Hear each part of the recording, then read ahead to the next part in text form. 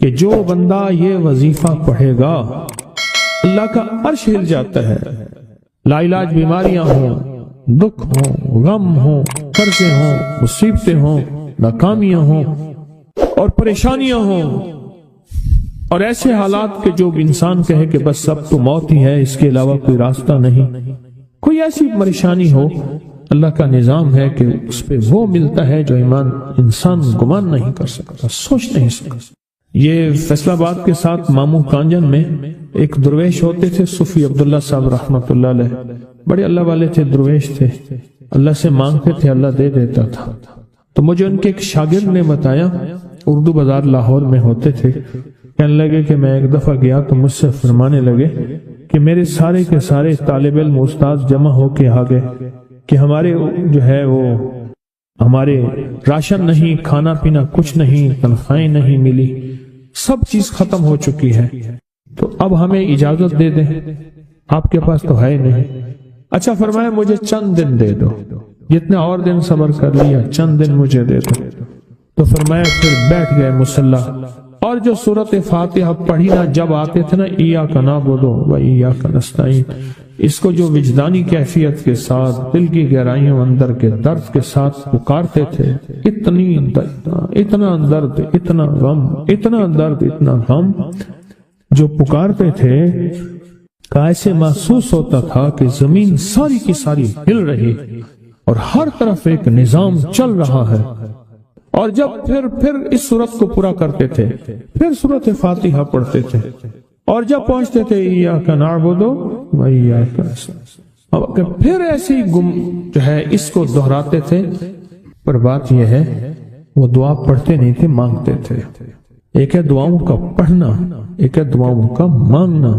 وہ دعا پڑھتے نہیں تھے، مانگتے تھے.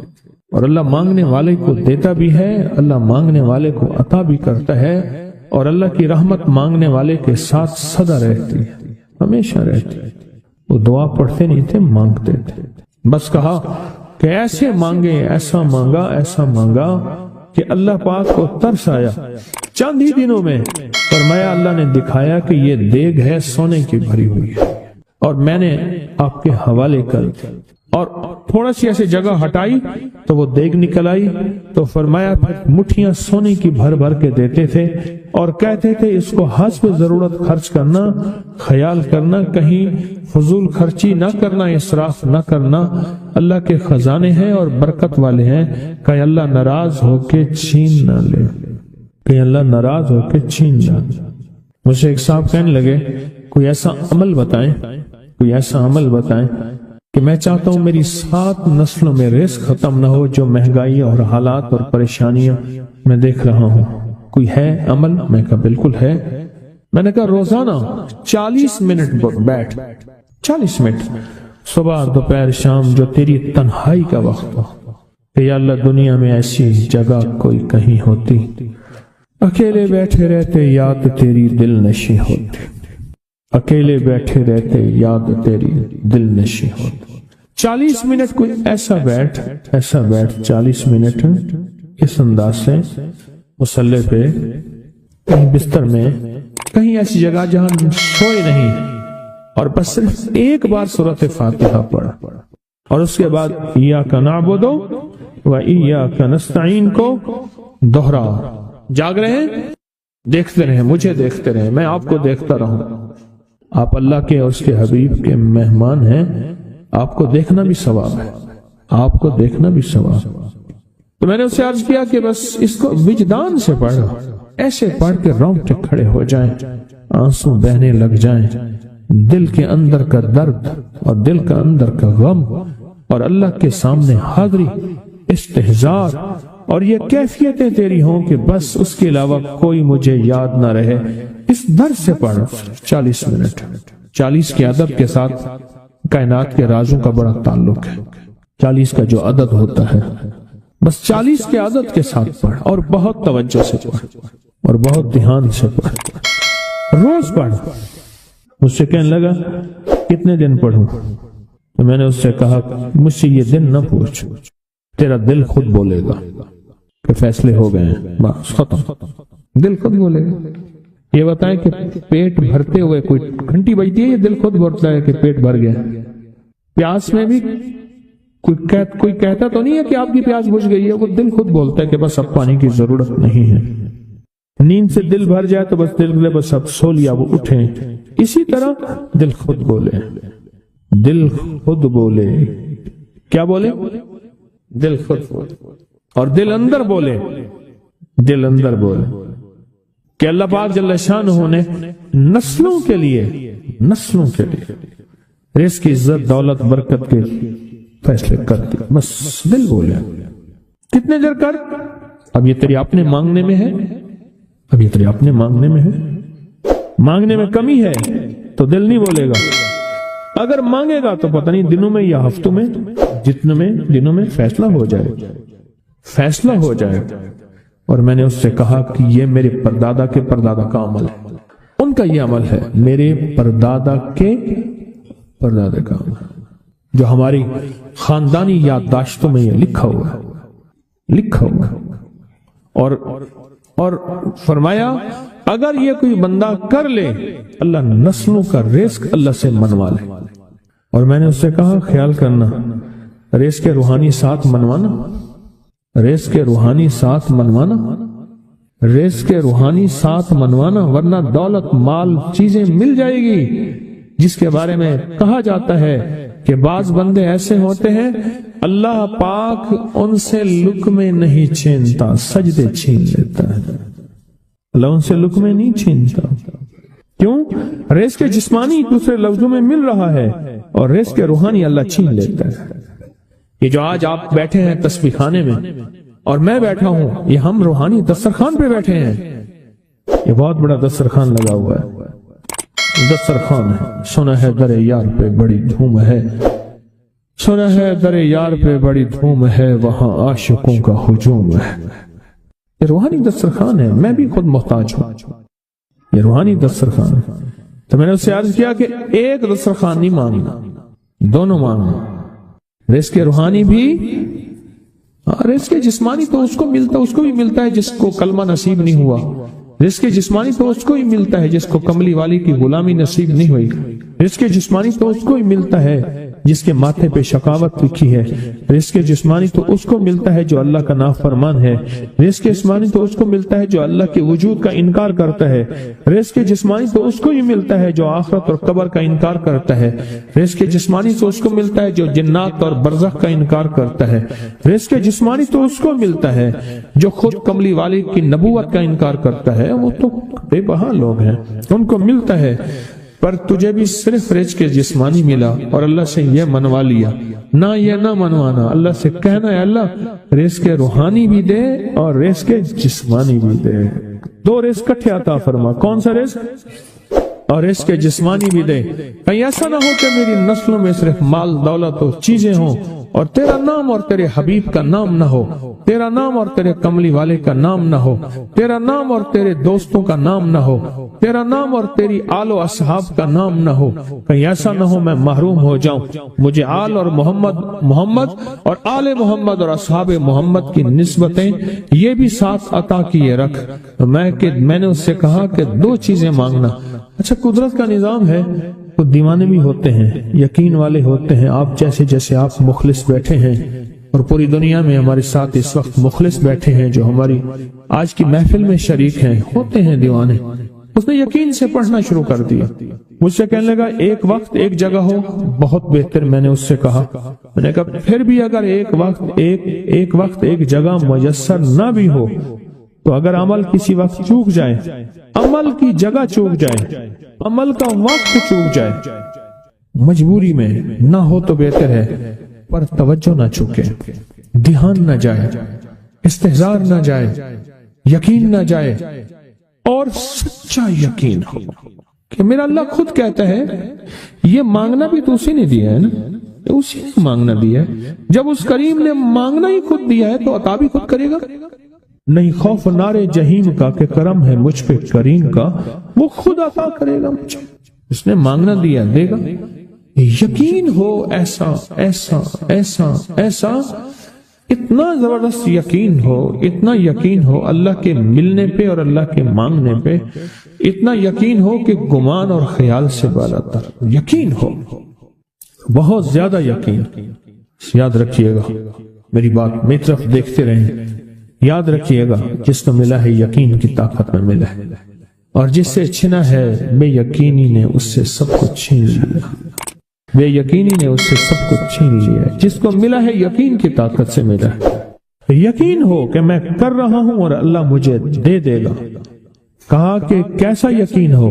کہا جیسے بکری کے تھن دودھ سے بھرے ہوئے اور میں کہوں کہ میرے ہاتھ سے دباؤں گا اور دودھ نکلے گا، اس سے زیادہ یقین۔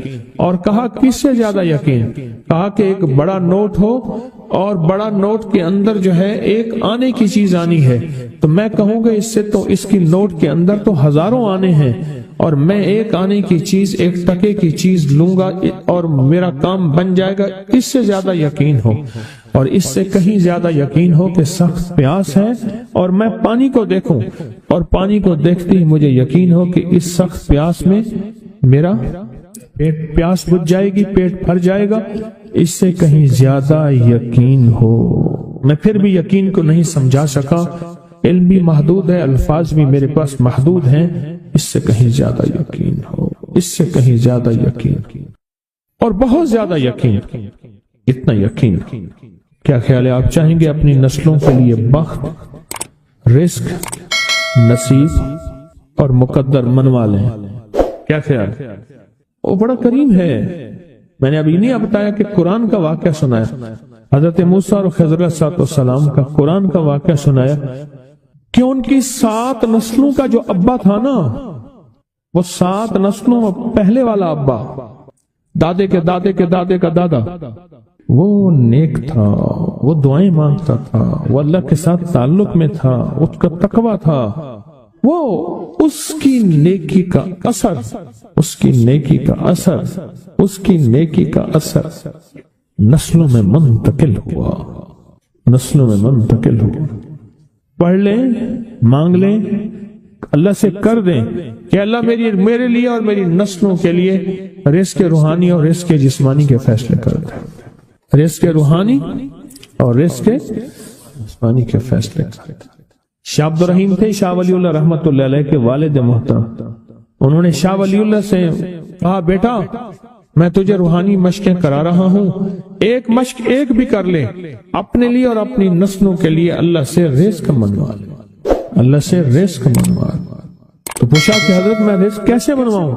فرمایا کہ کچھ وقت ایسا نکالا کر، ایسا وقت نکالا کر 2 گھڑی اور 3 گھڑی کا، ایک ساتھ 2 گھڑی اور 3 گھڑی، ایک ساتھ تقریباً 21 منٹ کی ہوتی ہے، تقریباً 21 منٹ کی، 2 ساتیں مل جائیں تو 40 منٹ بنتے ہیں، تو ایک ساتھ 2 ساتھ 3 ساتھ کی گھڑی میں کہ بیٹھ کے نا سورۃ فاتحہ اور اس میں ایاک نعبد و ایاک نستعین کا تکرار اور استحضار کیا کر، اور ایسا کیا کر تیری آنسوں بہیں، تیرا دل روئے، تیری آنکھیں روئیں، تیرے رونگٹے کھڑے ہوں اور رواں اور اس کے اندر سے تیرا پل پل، تیرا من، تیرا جذبہ، تیری سوچیں بولیں، کیا بولے؟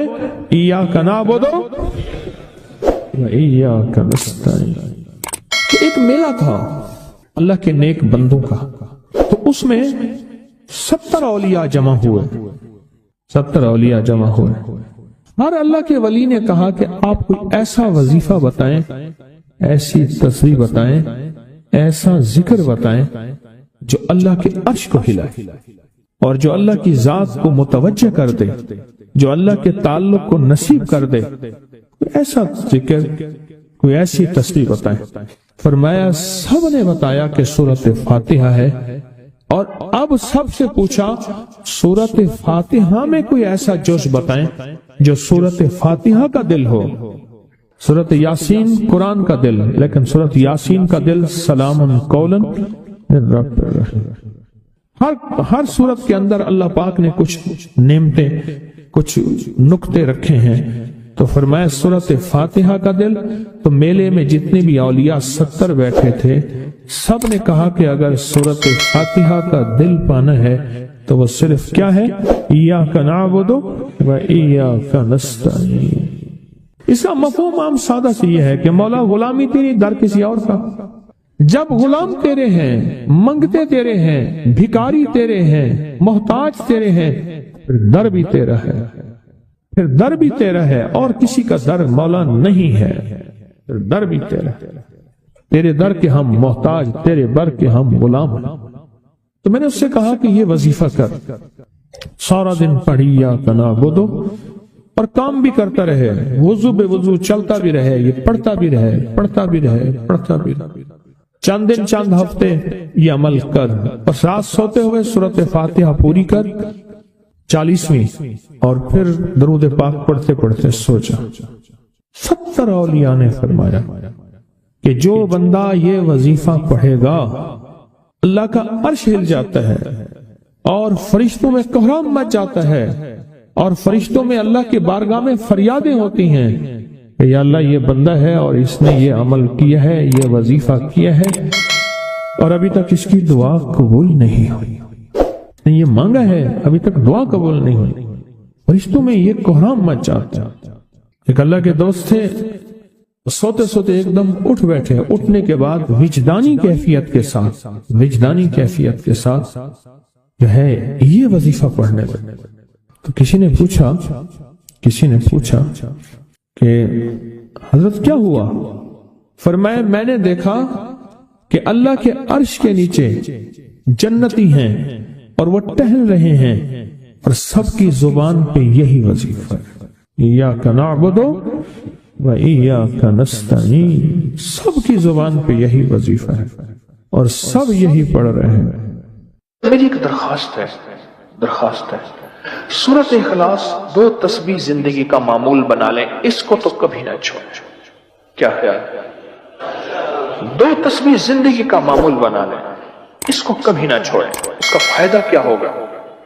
اس کے انوکھا فائدہ ہوگا، اللہ پاک نا نور کی برکت سے، اعمال کی برکت سے نسلوں میں نور اور خیر عطا فرماتے ہیں، پھر نسلوں میں وہ نور چلتا ہے، نسلوں میں وہ برکتیں چلتی ہیں، بعض اوقات دوسری نسل میں، بعض اوقات تیسری نسل میں، اور بعض اوقات اسی نسل میں۔ عرض کر رہا تھا کہ اپنی زندگی میں اس نور کی روشنی کو ساتھ لے کر چلے۔ 2 تسبیح سورۃ اخلاص کی تو زندگی میں نہ چھوڑیں۔ سفر میں جا رہے، حضر میں جا رہے، صحیح جا رہے، پیدل چلتے پڑھ لیں، گاڑی چلاتے پڑھ لیں، گاڑی میں بیٹھے پڑھ لیں، کہیں دفتر میں بیٹھ کے پڑھ لیں، مجبوراً وضو نہیں تو بھی پڑھ لیں، پر چھوڑے نہیں۔ کیوں؟ آپ کی زندگی میں اس کا نور نسلوں میں منتقل ہوگا، اور اس کا نور نسلوں میں جائے گا، اور نسلوں میں رزق، دولت، عزت کے اللہ دروازے کھول کے دکھائے گا۔ ایسا نور ملے گا آپ سوچ نہیں سکتے، ایسا نور ملے گا۔ کون سا مسلمان ہے جو کہتا ہے مجھے سورۃ قل ہو اللہ، سورۃ اخلاص نہیں آتی؟ ہر بندے کو آتی ہے۔ اگر کوئی کمزور علم رکھنے والا ہے تو تھوڑی سی محنت کرے، یاد کرے تو اس کو یاد ہو سکتا ہے، ایک میں آپ کو عجیب بات بتاؤں، شیخ ابوالحسن شاذلی رحمت اللہ علیہ، شاذلی سلسلہ، میں کہ جب تو اللہ سے خالص محبت کرنا چاہتا ہے اور چاہتا ہے کہ اللہ اس کے حبیب کی خالص محبت تیرے دل میں اتر جائے، اللہ اس کے حبیب کی خالص محبت تیرے دل میں اتر جائے، اور قیامت کے دن جب اعلان ہو وَامْتَازُوا الْيَوْمَ أَيُّهَا الْمُجْرِمُونَ، مجرم علیحدہ ہو جائیں، ہمارے دوست علیحدہ ہو جائیں، ولی علیحدہ ہو جائیں،